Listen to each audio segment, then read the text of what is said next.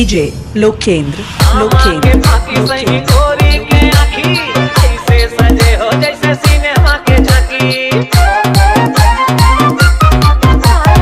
आमा के बाकी सही गोरी के आँखी ऐसे सजे हो जैसे सिनेमा के झांकी। बताए नहीं चाहे बोला,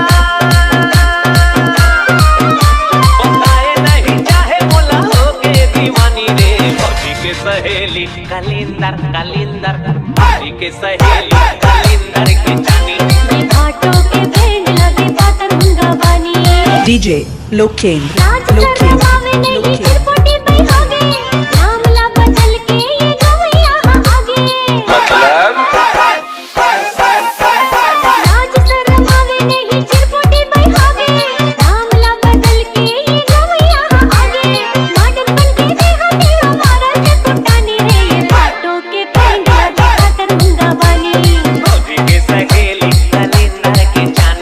डीजे लोकेंद्र लोकेंद्र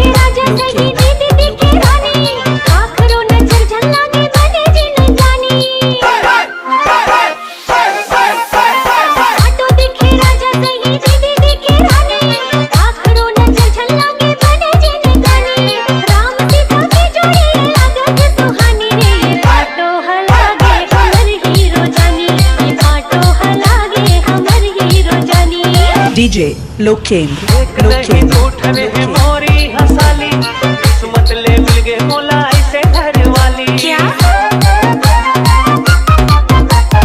एक नहीं उठने है मोर की हसाली, किस्मत ले मिल गए मोला ऐसे घर वाली। अच्छा? साली हाँ बोले दोनों, साली हाँ बोले दोनों मिठ मिठ बानी रे। मुसाली हलागे मुसाली हलागे हीरोइन सही जानी। आटो हलागे हमर हीरो जानी। फौजी के सहेली कलिंदर की जानी। आटो के बैंड लगे पातर मुंगा बानी। फौजी के सहेली कलिंदर की जानी। लोकेंद्र लोकेंद्र लोकेंद्र।